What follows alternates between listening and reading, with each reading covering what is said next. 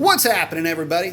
Well, doing a little bit of an oil change on the Jeep, bringing you guys behind the scenes. There's that oil filter, that Mobil 1. Little pinzoil full synthetic, 520 going inner.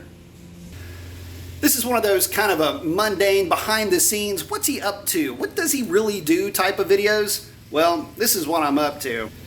So, not only doing an oil change on the Jeep, trying to source a pesky lower radiator hose leak coming out of little Miss Cammy over here, 3rd gen Camaro. I have not figured out why it's leaking there. I probably just need a new hose, even though that hose is brand new.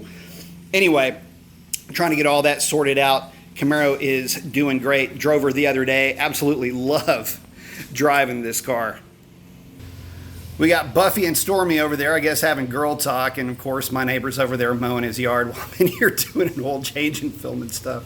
That dude's a riot, by the way.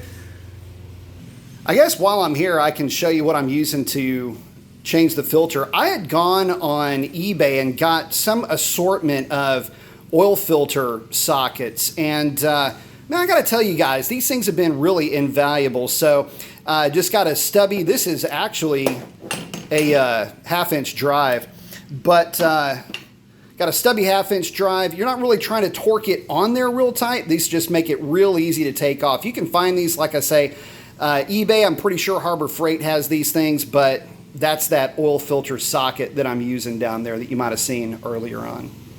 And with that, guys, I'm going to get back to it. I'll keep you in the loop. Anything else that I'm working on, but y'all get out there and do something to your cars and trucks. With that, that's a wrap, adios.